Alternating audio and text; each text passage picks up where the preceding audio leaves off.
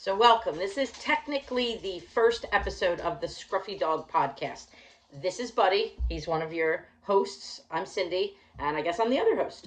We're not really ready, but we decided that the best way to do this was just to get started. So we're just doing episode 1 to get it out of the way. We don't have our setup ready, but I do have a Scruffy Dog Podcast t-shirt and glass. So I figured we're ready to roll. So what is the Scruffy Dog Podcast? Well, before we go into that, I want to tell you about Buddy, because he is who has inspired me to do the Scruffy Dog Podcast.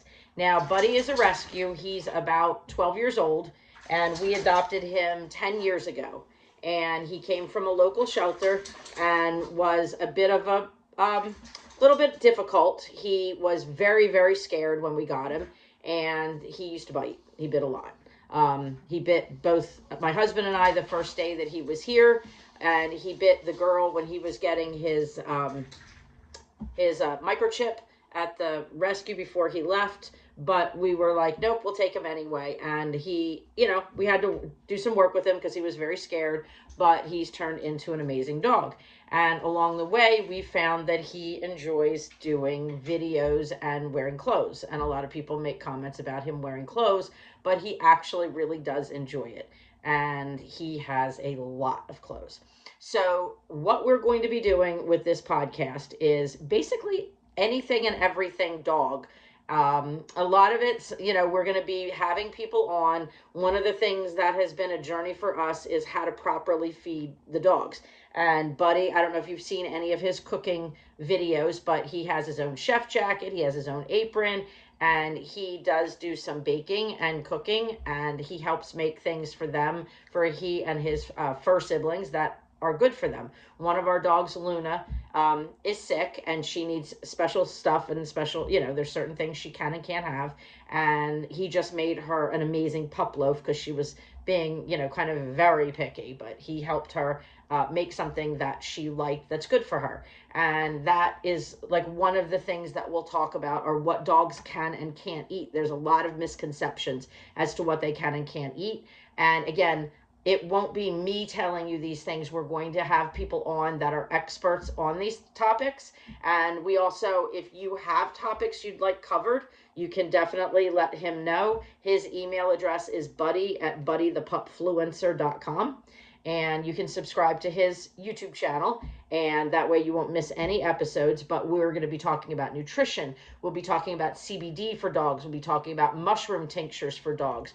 We'll talk about fashion for dogs. There are actually fashion designers that make clothing for dogs, like not just your typical, little shirt with like a little saying, mom's dog or something like that, but like legit dog fashion, high-end dog fashion. So we're going to talk to people like that. We'll talk to dog trainers, people that foster dogs, people that rescue dogs. I'm excited that one of my very good friends who has an organization called Monkey's House, Michelle, is one of our favorite people, and she's agreed to come on, and she can cover so many topics. I mean, one, just talking about her organization and what they do to help dogs is amazing, but her knowledge on things to do for dogs, because hers is a hospice and sanctuary, and they're able to give dogs the most amazing life when a lot of places would give up on them. For example, there are 2 dogs that are at Monkey's House right now, and you can find their story on his YouTube channel, but their names are Maddie and Patty.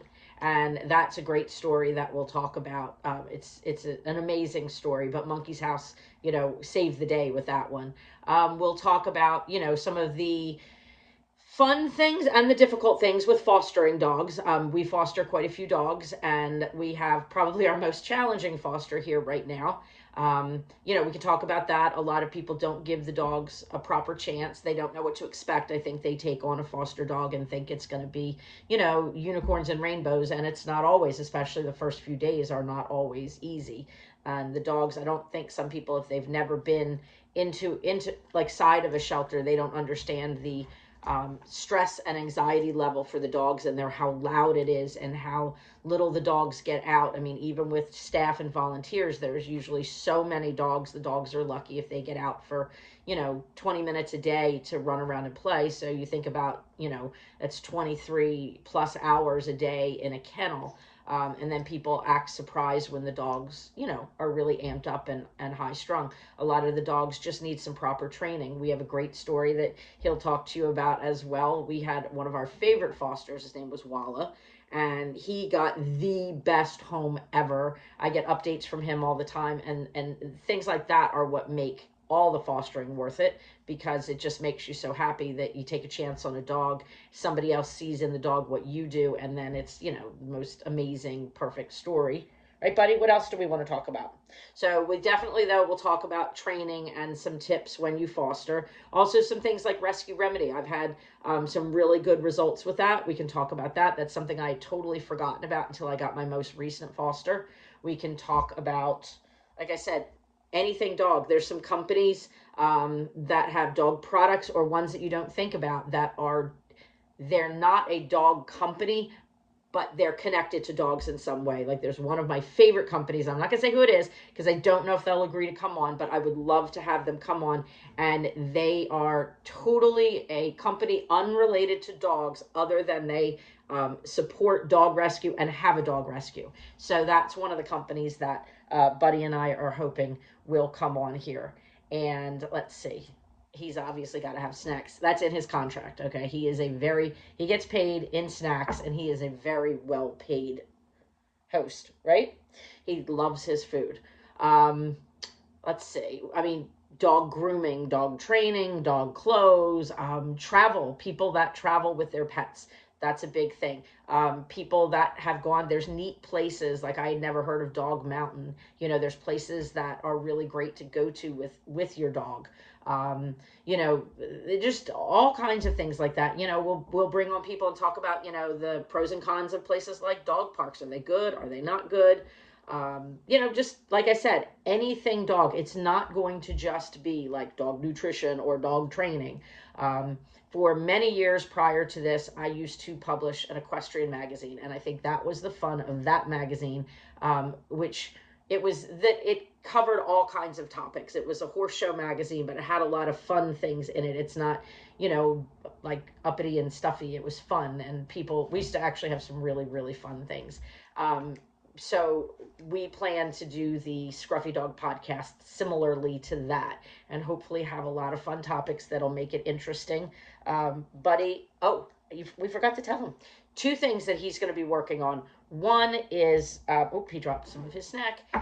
One is a dog garden. We're going to be doing an herb garden this year, because we always we have a garden stand, like a market, little, farm side, street, like roadside stand and market. And one of the things that we're going to plant for ourselves is it's going to be a dog-friendly herb garden, because there are a lot of herbs that the dogs can have. And there's actually a study. The main one that I've heard of, I don't think we'll be able to get her on here. I think she's from England, and I don't know anybody that knows her, but she does a whole thing on like self-selection. Dogs will actually self-select certain herbs and things that are good for them. They know what their body needs. So I think that's a fascinating topic. And the other one that's going to be really fun, that he's really excited about, we're in one of the upcoming episodes, we're going to be putting together a dog charcuterie board for him and his sibs, Radar, Luna, and Dexter. So he's going to do a doggy charcuterie board. We're going to do things like dog-themed parties. What would you do? Where would you have it? Like I said, it's going to be maybe it'll be some serious stuff. It'll be some fun stuff, probably some silly stuff, but definitely just all things dog. And I hope to find some really, really interesting people that I can bring on here that you will enjoy listening to. It won't be just me and Buddy. It'll be, people that have their experts in different areas and have a lot of experience. And some will just be like heartwarming stories, like maybe, we'll bring on some people that have great like foster dog stories or rescue dog stories, or people, another thing I would like to talk to people is that do help find lost dogs. I've been following this one group, and it's pretty amazing how they're able to, find them and capture them. Because once a dog is out there, and their whole mindset changes, and they get scared, and they don't just, it's not like they're just going to come back to you usually when you see them. And sometimes some of the dogs have been gone for a long time that they end up locating and bringing home. So that'll be another thing. There's a dog, again, I don't know if I can get the people on. There's a dog that I follow that is a great skateboarder. It's just like interesting things. So anyway, this is just sort of an intro to what the Scruffy Dog Podcast is going to be. We are not set up. We don't have our setup here together, but Buddy and I were like, you know what? The best thing to do is just get on there and put it out there. And, the best way to start is just to get started. Right, Buddy? What do you think? Yeah? What do you think? He says he absolutely agrees. He's ready to get started. I think he's a great host. He's very attentive as long as he has his snacks. He dresses nicely. He dresses better than I do. Right? You handsome little guy. He is a great dog. But yeah, he was a rescue. He was a little challenging. Like I said, he was a biter. But he had been, he was, the family that had him, unintentionally, they had very small children, and the kids were very young and didn't know how to handle a dog. And he was very, very small as a puppy, because he's only about, I think he's about 12 pounds now. And maybe he's 15. But he was very small as a puppy, and he ended up, they accidentally, he fell down the stairs and he broke his little leg. Now that's why he has one crooked leg. The kids, like I said, they didn't mean to do things that scared him, right? But they did. And so he was very, very fearful. And a lot of times people they think when a dog is acting like that and biting and stuff, that he's doing it because he's a bad dog or he's a mean dog, but he was a scared dog. There's a very big difference. So it did take a bit to work with him. And now look at him. Now he's an amazing dog. So anyway, so that's kind of his backstory. And he just sort of became a pup-fluencer by accident. I don't even remember. Oh my goodness, I remember the first outfit he had on. It was terrible. He was embarrassed. He would not want me to show you. I was like, you know what, let me dress him up. It just seemed like it was fun. He did not have a nice outfit to wear to begin with. His first couple of outfits were a little rough. But then I realized he liked doing it. And he has, we call it his special chair where, a little burp. His special chair where he goes, and usually that's where he sits for his videos, and he gets all excited.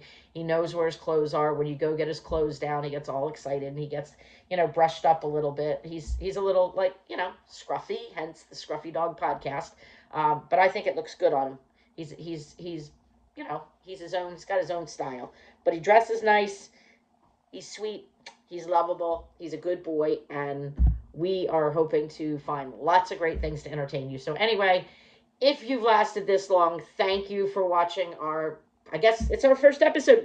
This is technically our first episode of the Scruffy Dog Podcast. So it's only up from here, right? Okay, so we will see you on episode 2.